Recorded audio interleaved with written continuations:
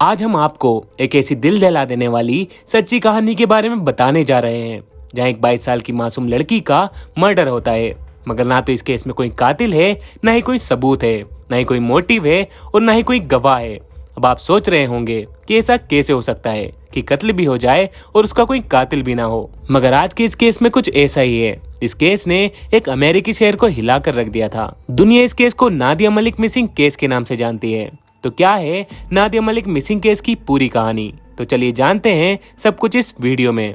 Video शुरू करने से पहले अगर आप हमारे चैनल पर पहली बार आए हैं तो इसको जरूर सब्सक्राइब करें। ये कहानी है भारतीय मूल की लड़की नादिया मलिक की। नादिया मलिक अपने परिवार के साथ अमेरिका के फिलाडेल्फिया में रहा करती थी। नादिया बचपन से ही पढ़ाई में काफी तेज थी। पढ़ाई के दौरान उसकी मुलाकात भारतीय मूल के ही भूपेंद्र गगन नाम के एक लड़के से होती है। भूपेंद्र से मुलाकात के बाद नादिया की जिंदगी ने नई करवट लेनी शुरू कर दी। भूपेंद्र उन दिनों फिलाडेल्फिया में रहा करता था। भूपेंद्र से मुलाकात के बाद ही नादिया की जिंदगी नई करवट लेनी शुरू कर देती है। पहले वो ज्यादातर पढ़ाई में ध्यान लगाती थी और अपने आप में ही रहना पसंद करती थी, मगर भूपेंद्र से मिलने के बाद वो उसके लिए पागल सी होने लगती है। अब वो दिन रात भूपेंद्र से बात करने लगती है और इतना ही नहीं, उसे जब भी मौका मिलता था तो वो घर वालों की मर्जी के खिलाफ जाकर भूपेंद्र से मिलने जाया करती थी। इन सब के चक्रों में नादिया की पढ़ाई काफी पीछे छूटने लगती है। नादिया की जिंदगी में अचानक से आए इस बदलाव से नादिया के घर वाले काफी परेशान होते हैं। वो नादिया को समझाने की काफी कोशिश करते हैं, मगर नादिया को भूपेंद्र के अलावा ना कुछ दिखाई देता था और ना ही भूपेंद्र की बातों के अलावा किसी और की बातें सुनाई देती थी। भूपेंद्र के प्यार में नादिया इतनी खो जाती है कि जब परिवार वाले उसे कुछ ज्यादा समझाने लगते हैं तो नादिया अपने परिवार वालों से ही सारे रिश्ते खत्म करके भूपेंद्र के पास ही रहने लगती है। नादिया और भूपेंद्र शादी भी नहीं करते और एक दूसरे के साथ रहने लगते हैं। इसी दौरान नादिया एक बेटे को भी जन्म देती है। नादिया अब अपने परिवार वालों को भुलाकर अपने बॉयफ्रेंड भूपेंद्र तथा बेटे के साथ अपनी जिंदगी बिताने लगती है। बीतते समय के साथ नादिया का परिवार भी बढ़ता है और साल 2012 तक नादिया 3 बच्चों की मां बन जाती है। सब कुछ अच्छा चल रहा था। 28 फरवरी 2012 को नादिया के साथ एक बेहद ही दुखद घटना घटती है। नादिया और भूपेंद्र एक दिन अपनी 3 महीने की बेटी एलिना सिंह के साथ अपनी कार से कहीं घूमने जाते हैं।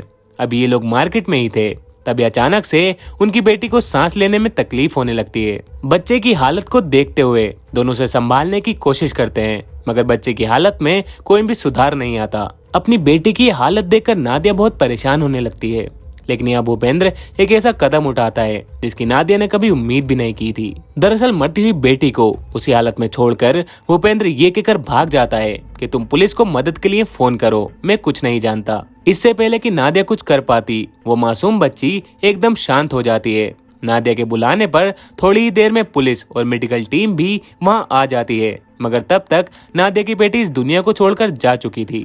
बच्चे की मौत की वजह को समझने के लिए पुलिस पोस्टमार्टम भी कराती है, मगर हैरानी की बात तो ये होती है कि पोस्टमार्टम के बाद भी समझ नहीं आता कि बच्चे की मौत की वजह क्या थी।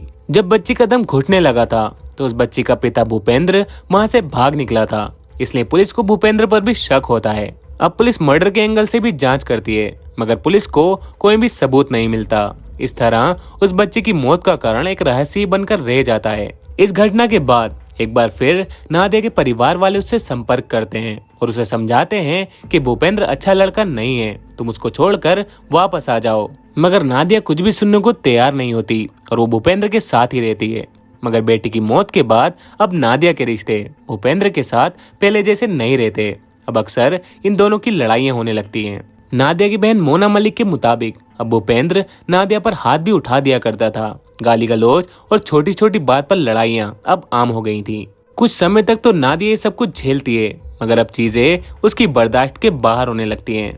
नादिया भूपेंद्र को छोड़ने का मन बनाने लगती है, इसलिए वो अब किसी और में अपनी खुशी ढूंढना शुरू कर देती है। और इसी दौरान उसकी मुलाकात थॉमस सिंह नाम के एक व्यक्ति से होती है। थॉमस सिंह यूएस आर्मी में कुछ साल तक अपनी सेवाएं देने के बाद वापस आया था। धीरे धीरे नादिया थॉमस सिंह के करीब आने लगती है। थॉमस भी नादिया को पसंद करने लगता है और वो उससे कहता है कि जितनी जल्दी हो सके तुम भूपेंद्र का साथ छोड़कर वापस आ जाओ। नादिया भी जल्द से जल्द भूपेंद्र को छोड़ना चाहती थी, मगर भूपेंद्र नादिया को छोड़ने के लिए तैयार नहीं होता है। इसी सब कुछ में महीनों बीत जाते हैं। अब साल आ चुका था 2014। प्यार से शुरू हुआ नादिया और भूपेंद्र का रिश्ता काफी जहरीला हो चुका था। नए साल में नादिया अपनी जिंदगी की नई शुरुआत करने की कोशिश करती है और इसी कोशिश के तहत वो एक बार फिर से अपनी पढ़ाई शुरू कर देती है। नादिया डॉक्टर बनने का सपना पालते हुए मेडिकल एंट्रेंस टेस्ट की तैयारी करने लगती है। 2014 के जनवरी के महीने में ही नादिया का प्री मेडिकल एग्जाम का फॉर्म भी एक्सेप्ट हो जाता है। इसी बीच फरवरी के महीने में भूपेंद्र को कहीं से थॉमस सिंह के बारे में पता चल जाता है। इसके बाद इस बात को लेकर दोनों के बीच काफी झगड़ा होता है और भूपेंद्र नादिया की बुरी तरह पिटाई भी करता है। इस मारपीट से नादिया बुरी तरह टूट जाती है। अब वो पूरी तरह से उसको छोड़ने का मन बना लेती है, मगर भूपेंद्र किसी भी कीमत पर नादिया को छोड़ने के लिए तैयार नहीं होता। वो थॉमस को भी मैसेज में नादिया से ना मिलने की धमकी देता है। जब नादिया बिल्कुल बेबस हो जाती है तो वो अपने भाई खालिद मलिक को फोन करके मदद की गुहार लगाती है। बहन की बातें सुनने के बाद खालिद 9 फरवरी 2014 को भूपेंद्र को फोन करता है और उसे नादिया को छोड़ने के लिए कहता है। इसी बात पर दोनों की फोन पर काफी बहस हो जाती है। अब खालिद फोन करके इसकी जानकारी पुलिस को देता है। खालिद के फोन के तुरंत बाद पुलिस की एक टीम भूपेंद्र के घर पर जाती है, मगर वहां ना तो भूपेंद्र मिलता है और ना ही नादिया। पुलिस आसपास की उन सभी संभावित जगहों पर छापेमारी करती है जहां भूपेंद्र जा सकता था, मगर कहीं से भी भूपेंद्र का कोई अता पता नहीं चलता है। 9 फरवरी 2014 की तारीख यूं ही बीत जाती है। नादिया और भूपेंद्र का कोई अता पता नहीं लगता है। अब इसी के बाद 10 फरवरी 2014 को नादिया के परिवार वाले पुलिस स्टेशन जाकर भूपेंद्र के खिलाफ रिपोर्ट दर्ज कराते हैं।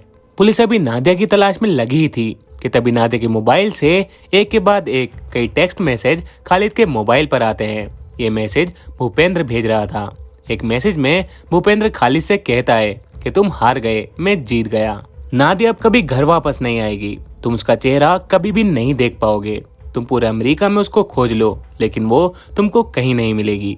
खालिद इन मैसेजेस की जानकारी पुलिस को भी देता है। पुलिस भी अपनी जांच का दायरा बढ़ाती है, मगर कुछ फायदा नहीं होता है। पुलिस नादिया का मोबाइल भी ट्रेस करती है।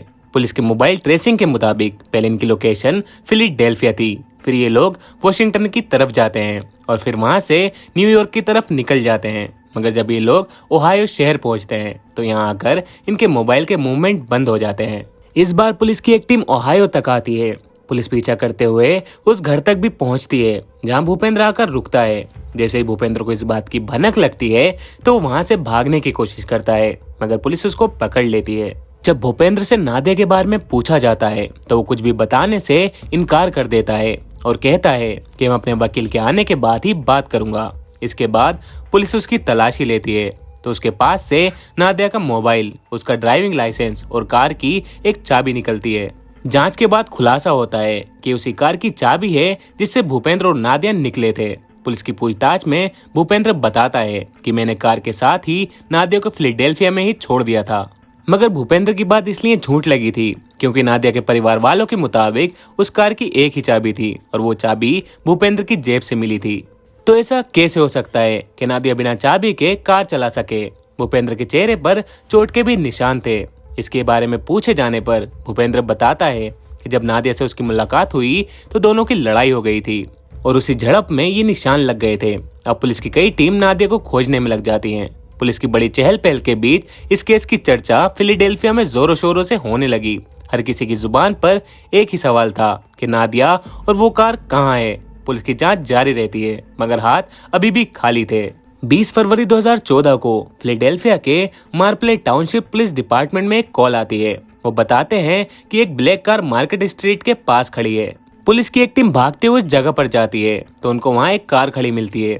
कार पूरी तरह से बर्फ से ढकी हुई थी। आनन फानन में उस कार को खोला जाता है। कार के अंदर पुराने कपड़ों के ढेर थे। इसके अलावा काफी सामान बिखरा पड़ा था। पहले तो पुलिस को कुछ भी नजर नहीं आता, मगर जब उन कपड़ों के ढेर को हटाया जाता है तो उन कपड़ों के ढेर के नीचे नादिया की लाश पड़ी हुई थी। जिस नादिया की तलाश पिछले 10 दिनों से हो रही थी, वो अब पुलिस को कार के अंदर कपड़ों के ढेर के नीचे मरी हुई मिलती है। मृत्यु के समय नादिया की उम्र सिर्फ 22 साल की थी। लाश मिलते ही पुलिस उसको पोस्टमार्टम के लिए भेज देती है। नादिया की पोस्टमार्टम करने वाली डॉक्टर की टीम की ओर से 21 जनवरी 2014 को एक प्रेस कॉन्फ्रेंस की जाती है जिसमें बताया जाता है कि नादिया के शरीर पर किसी भी तरह के फिजिकल ट्रॉमा के निशान नहीं मिले हैं।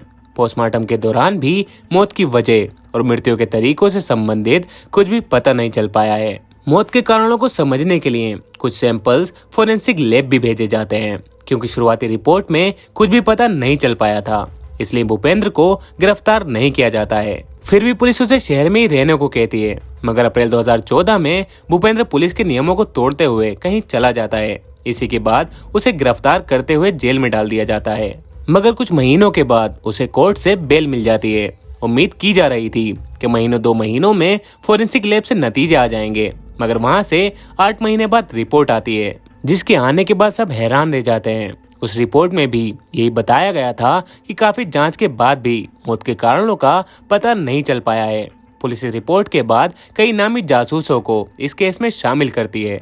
कई महीनों तक जांच चलती रहती है, मगर पुलिस के हाथ कोई भी जानकारी नहीं लगती है। हालांकि डिटेक्टिव अपनी जांच के बाद भूपेंद्र पर ही नादिया को जहर देकर मारने का शक जताते हैं, मगर उनके पास कोई भी सबूत नहीं था, इसलिए भूपेंद्र पर वो कोई भी मामला दर्ज नहीं कर पाते हैं। काफी कोशिशों के बाद भी पुलिस भूपेंद्र के खिलाफ कोई गवाह या सबूत नहीं जुटा पाती है, तो पुलिस कोर्ट में नादिया की हत्या को रहस्य में मौत बताते हुए क्लोजल की रिपोर्ट फाइल कर देती है और कुछ महीनों बाद ये केस भी बंद हो जाता है। इस प्रकार भूपेंद्र इस केस से साफ बचकर निकल जाता है और आराम से आजाद होकर अपनी जिंदगी जीता है। तो दोस्तों, ये थी आज की कहानी। मैं उम्मीद करता हूँ आपको ये कहानी जरूर पसंद आई होगी। अगर कहानी पसंद आई है तो इसको लाइक और कमेंट्स करके जरूर बताएं, और आगे ऐसी नई वीडियोस के लिए आप हमारे चैनल को सब्सक्राइब भी कर सकते हैं।